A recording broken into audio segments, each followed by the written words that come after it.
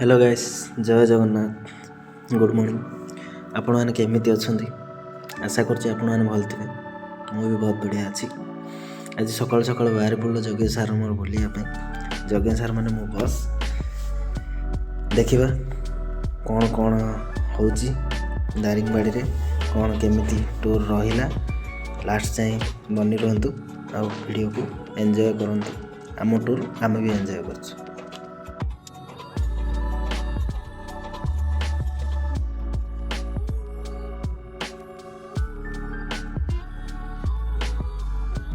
दारिंगबाड़ी जो स्टार्ट हो आपण जना पड़ो पूरा यही टाइप रो पाइन गछ रहिबो पूरा दुई साइड रे। रास्ता टिके खराब अच्छी फिर भी चलिबो, काम होईची एते भी भल नाई। खाल टिपो रास्ता सारा रही। देखिबा आगो केमिति रास्ता अच्छी। एबे तो मते लागुची दारिंगबाड़ी पाखे आसलानी। देखंतु आमे वर्तमान आसी जाइछु दारिंगबाड़ी। आ देखंतु कॉफी बगीचा। एगुड़ा सब कॉफी गछ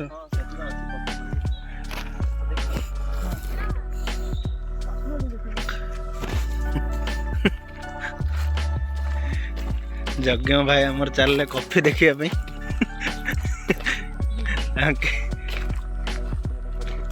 3 किलोमीटर बुली सारे बट तांको कॉफी दुखसु नथिला। देखा हला यज्ञ भाई कॉफी? हाँ देखिले?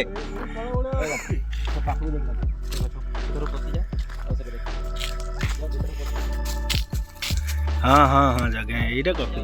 ठीक ठीक ठीक। अच्छा अच्छा सेरा कॉफी नहीं। हाँ हाँ राइट। मंजी तो धड़ा धड़ा होगी कॉफी मंजी। यही देखो ये देखो ये हम कॉफी पूरा सुखिले। अच्छा ओके ओके धन्यवाद।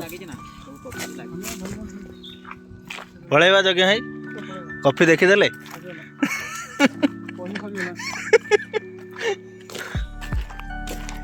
ये सुखिले हूँ कॉफी आ कॉफी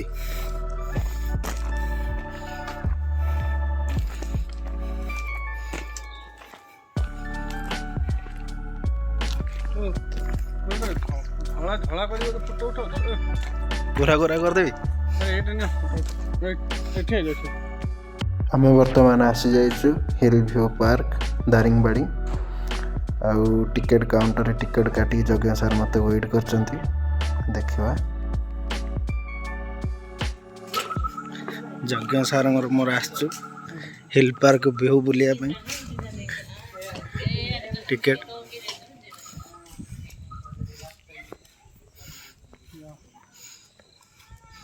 এইটা ভালো করছে না স্যার? সেইটা एक्चुअली এই টাইপ র করিয়া কথা। এই যে কফি বগিচা ইয়ে ভিতরে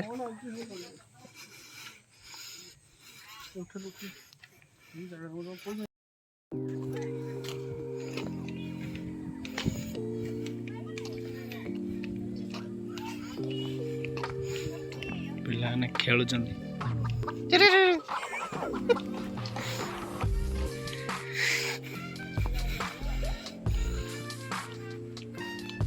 जगह सारा हमर पूरा हीरो।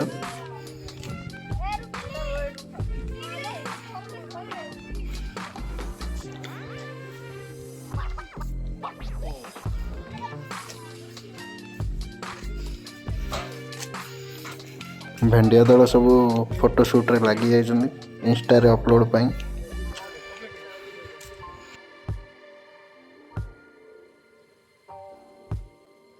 देखो कुन्नी कुन्नी पिला माने केमिति खेलुछन। हिल पार्क व्यू रो एंट्रेंस डा ऊपर गला जाना पड़ियो।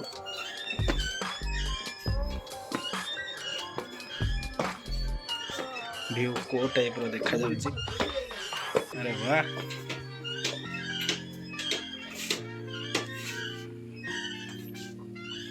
काम चलची और कौन हम बोधे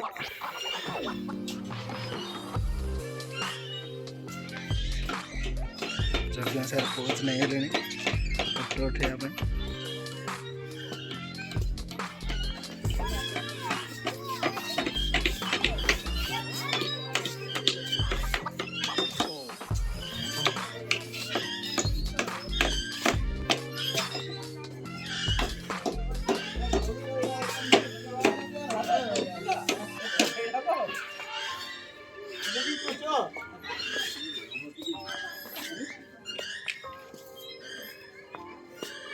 ଆମେ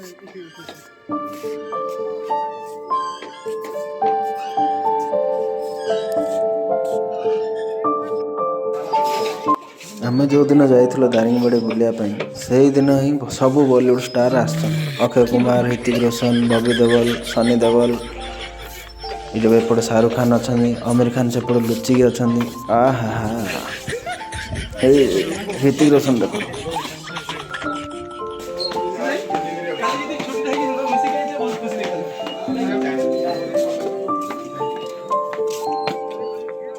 ବର୍ତ୍ତମାନ ଆମର ହିଲ୍ ଭ୍ୟୁ ପାର୍କ ବୁଲା ସାରିଛି। ଯଜ୍ଞ ସାର୍ ବି ରେଡ଼ି ହେଇଗଲେଣି ଯିବା ପାଇଁ। ତାଙ୍କର ବହୁତ କାମ, କ'ଣ କରିବା ଜଲ୍ଦି ଜଲ୍ଦି ଆମର ଏତେ ବି ବୁଲା କିଛି ହେଇନି। ଆମର ମିଥୁନ ଦା ଅଛନ୍ତି, ଫଟୋ ନେଉଛନ୍ତି, ଦେଖନ୍ତୁ ବହୁତ ଜୋରେ ସ୍ମାଇଲ୍ କରିବେ।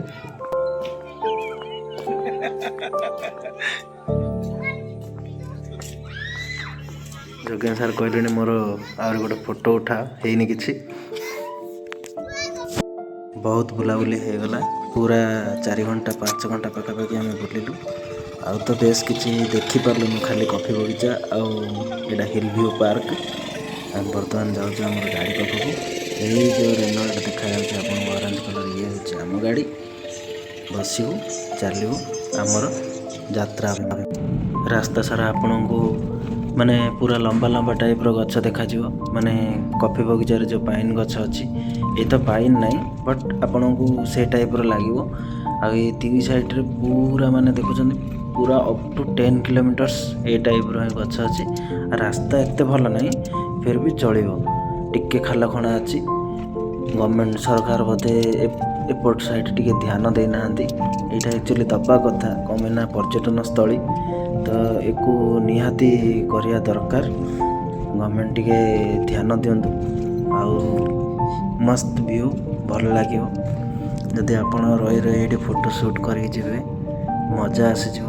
ମାନେ ପୁରା ନେଚରଟାକୁ ଆପଣ ଏନ୍ଜୟ, ଏତେ ମଜା ଲାଗିବ ଆପଣ କେବେ ଭାବିନଥିବେ। ଆଉ ଯଦି ମର୍ଣ୍ଣିଂରୁ ଆସିବେ, ଶୀତ ଥିବ, କୁହୁଡ଼ି ଥିବ, ତ ଆହୁରି ବଢ଼ିଆ ଲାଗିବ। ଆମେ ଏଇଟା 1-2ଟା ବେଳେ ଆମେ ଯାଇଥିଲୁ, ତ ଏତେ ଆମକୁ ମଜା ଲାଗିଲାନି। ଆଉ ସାଙ୍ଗରେ ଗର୍ଲଫ୍ରେଣ୍ଡ ଥିଲେ ଆହୁରି ମଜା ଲାଗିବ, ତାର ଖୁସି କହିଲେ ନ ସରେ। ଆମର ତ ବୁଲାବୁଲି ସରିଲାଣି, ଭିଡ଼ିଓଟି ବି ବହୁତ ଲମ୍ବା ହୋଇଗଲାଣି। ତ ପ୍ଲିଜ୍ ଆପଣଙ୍କୁ ଯଦି ଭିଡ଼ିଓଟି ଭଲ ଲାଗିଛି ସବସ୍କ୍ରାଇବ୍ କରନ୍ତୁ ଆଉ ଗୋଟେ ଲାଇକ୍ କରିଦିଅନ୍ତୁ।